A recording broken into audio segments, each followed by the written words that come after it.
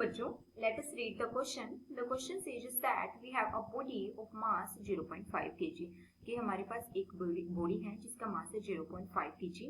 हमने उसको रील किया है एक सर्कल में with the velocity of 2 metre per second. यानी हम एक बॉडी है जिसका मास है 0.5 kg, उसको एक सर्कल में घुमा रहे हैं और जिसकी जो वेलोसिटी है वो है 2 metre per second. And using a string of length 0.5 metre which can withstand a tension of 15 newton. कि हमारे पास जो स्ट्रिंग है इसके अंदर टेंशन कितनी है 15 newton. So neglecting the force of gravity on the body predict whether or not the string will break. कि हमें अगर फोर्स ऑफ ग्रेविटी को नेग्लेक्ट करते हैं इसके अंदर तो हमें ये प्रिडिक्ट करना है कि जो स्ट्रिंग है वो ब्रेक होगी या नहीं होगी और इस चीज का हमें रीजन भी देना है. Okay, so let us solve the question here. So the key concept of the question that we will use that is centripetal force.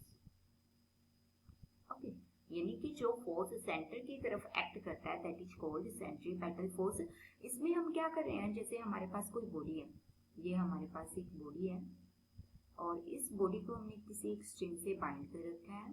Okay, और ये हमारे पास इसका सेंटर है स्ट्रिंग का और इस स्ट्रिंग की यहाँ से यहाँ तक जो लेंथ है वो हमें क्वेश्चन में ऑलरेडी गिवन है दैट इज 0.5 मीटर. ओके, और इस बॉडी को हम एक सर्कल में ऐसे रोटेट करवा रहे हैं इसके around.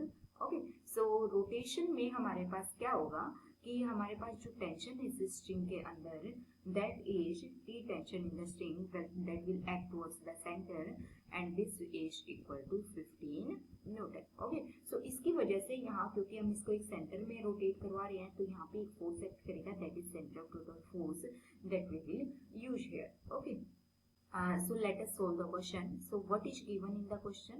We have to given in the question mass of the body that is 0.5 kg.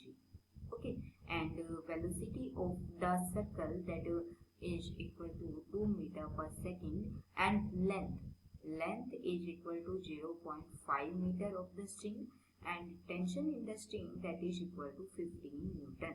सो हमें ये नेग्लेक्ट करना है फोर्स ऑफ ग्रेविटी को और ये निकालना है कि जो स्ट्रिंग है वो ब्रेक होगी या नहीं. तो हम इसके लिए क्या करते हैं कि जो टेंशन है स्ट्रिंग के अंदर that will be equal to centripetal force mv square by r. और ये इसके इक्वल क्यों होगी, क्योंकि दोनों इक्वल एंड अपोजिट होंगे. एक सेंटर की तरफ एक्ट करेगा, एक टेंशन जो है वो आउटवर्ड इसको विथस्टैंड करके रखेगी. So t will be equal to mv square by r. Okay, mv square by r.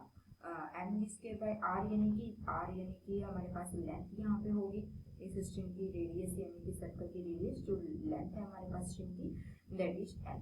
सो ये हमारे पास होगा mv स्क्वायर बाय l और m ऑलरेडी हमें क्वेश्चन में गिवन है 0.5 मल्टीप्लाई बाय v स्क्वायर यानी कि 2 square divided by l. l is already given 0.5. तो अगर हम इसको यहाँ से सोल्व करते हैं तो हमारे पास t की वैल्यू आती है 4. ओके, और ये हम देखते हैं कि t की वैल्यू हमें क्वेश्चन में ऑलरेडी गिवन है that is 15 newton. So t is less than t max. ये 15 न्यूटन क्या है, t मैक्स की वैल्यू जो हमें क्वेश्चन में ऑलरेडी गिवन है that is maximum tension that can be applied in the string. और जो टेंशन अप्लाई हो रहा है स्ट्रिंग में that is just 4 Newton. Okay, so this is very less than 15 Newton.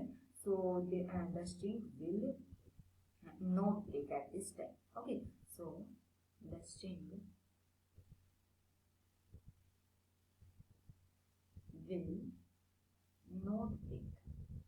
Okay, कि जो स्ट्रिंग है वो अब ब्रेक डाउन नहीं होगी, वो कंटिन्यूसली रोटेशन में रहेगी क्योंकि उसमें जो टेंशन है वो very very less than the tension in the string that is already given 15 Newton. Okay, I hope you understood it well. Thank you so much.